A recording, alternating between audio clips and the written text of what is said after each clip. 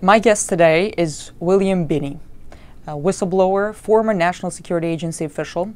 He was one of the first to reveal the agency's massive domestic spying program. Mr. Binney revealed that NSA sought and received access to telecommunications companies' domestic and international billing records, that it has intercepted somewhere between 15 to 20 trillion communications.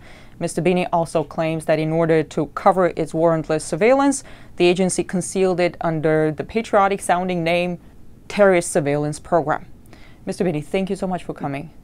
In light of the Petraeus/Allen scandal, while the public is so focused on the details of their family drama, one may argue that the real scandal in this whole story is the power, the reach of the surveillance state. I mean, if we take General Allen, thousands of his personal emails have been sifted through private correspondence. I mean, it's not like any of those men was planning an attack on America. Does this scandal prove the notion that there is no such thing as privacy in a surveillance state? Well, yes, that's what I've been basically saying for quite some time, is that the FBI has access to the data collected, which is basically the emails of virtually everybody in the country, and the FBI has access to it. All the congressional members are on this surveillance too. It's not, no one's excluded.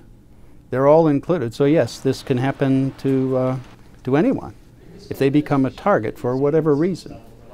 If they are targeted by the government can go in, or the FBI or other agencies of the government can go into that database, pull all that data they've collected on them over the years and reanalyze it all. So retroactively analyze everything they've done over the last 10 years at least. And it's not just about those who could be planning, who could be a threat to national security, but also those who could be just... It's everybody.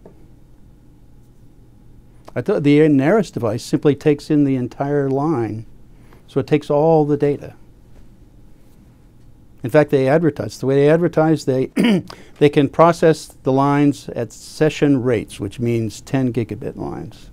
That's the NARIS, not the STA6400, but I forget the name of it. There's another device that they have that does that, but it does it at 10 gigabits. 10 gigabits. That's why they're building Bluffdale, because they have to have more storage because they can't figure out what's important. So they're just storing everything there. So all that email is going to be stored there for the future. But right now it's stored in different places around the country.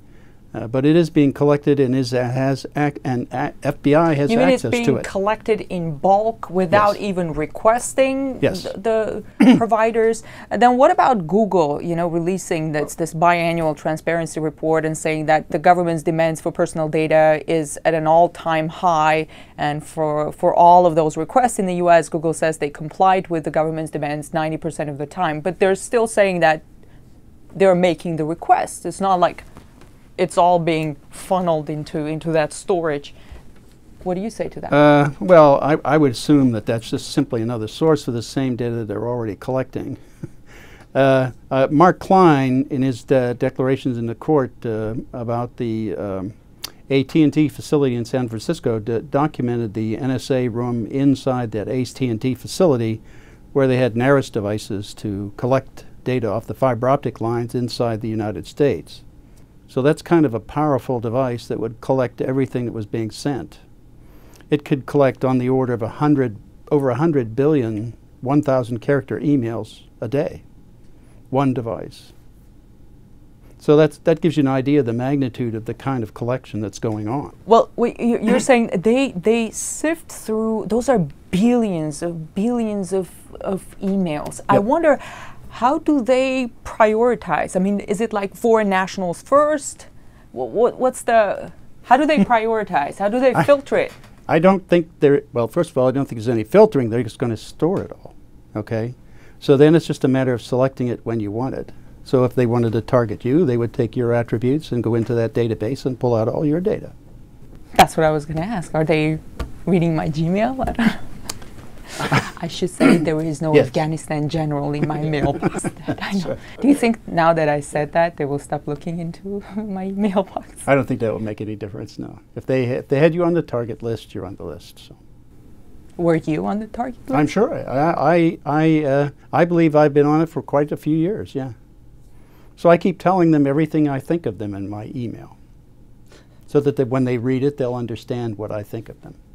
Do you think we should all like leave messages for the Absolutely, NSA sure. in our mailbox? Sure. Mr. Binney, you blew the whistle on the agency when George W. Bush was president. With President Obama in office, in your opinion, has anything changed at the agency?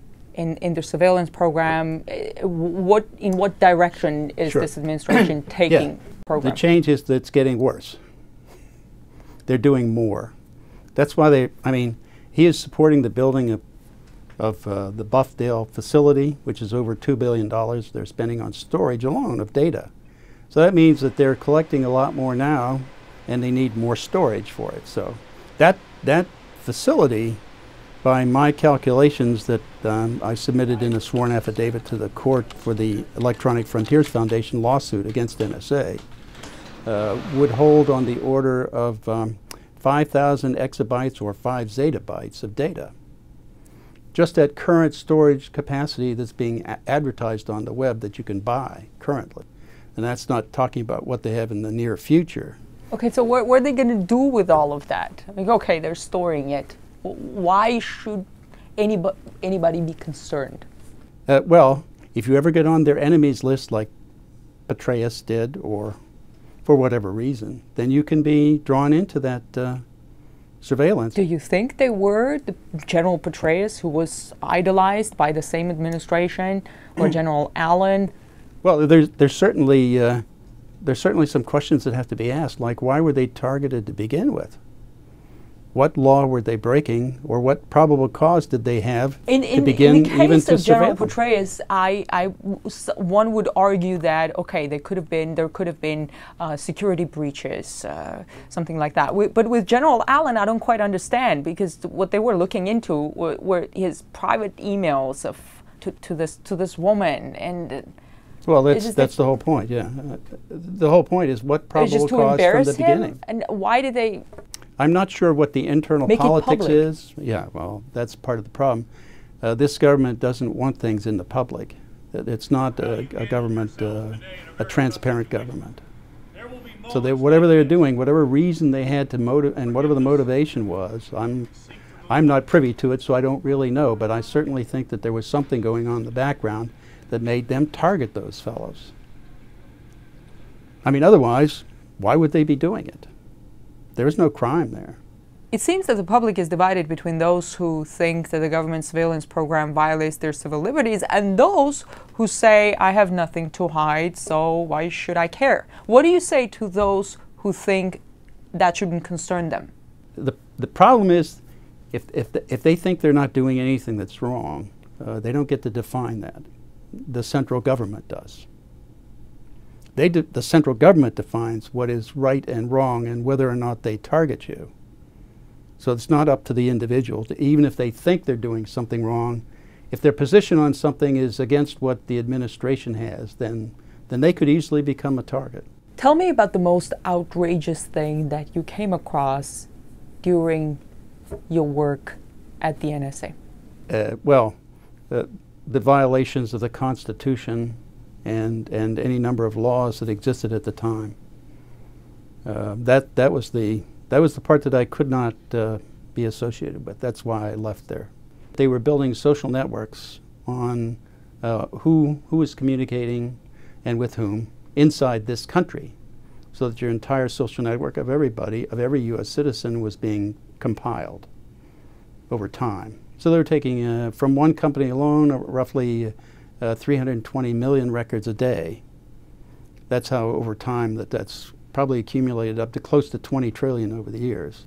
The original program that we put together to handle this, to be able to identify terrorists anywhere in the world and alert anyone that they were under jeopardy, would have been able to do that by encrypting everybody's communications except those who were targets. So that in essence you would protect their identities and the information about them until you could develop probable cause, and then once you showed probable cause, then you could do a decrypt and target them.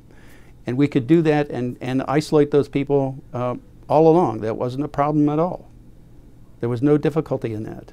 But it sounds very difficult and very complicated. Easier to take everything in and...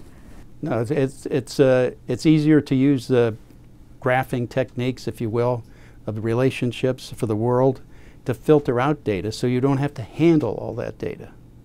And it doesn't burden you with a lot more information to look at than you really want to than you really need to solve the problem. So do you think that the agency doesn't have the filters now? No.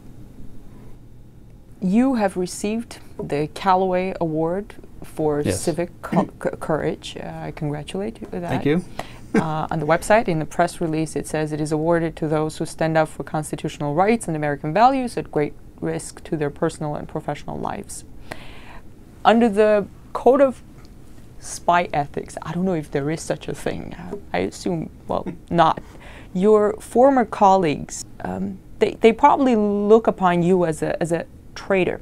How do you look back at them? Oh, that's pretty easy. They're violating the foundation of this entire country, of what our entire foundation of why this entire government was formed. It's founded with the Constitution and the rights given to the people in the country under that Constitution. They're in violation of that. And under Executive Order 13526, Section 1.7, governing classification, you cannot classify information that just to cover up a crime, which this is.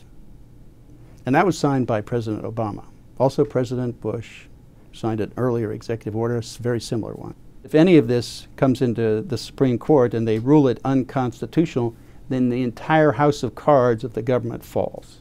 What are the chances of that? What are the odds?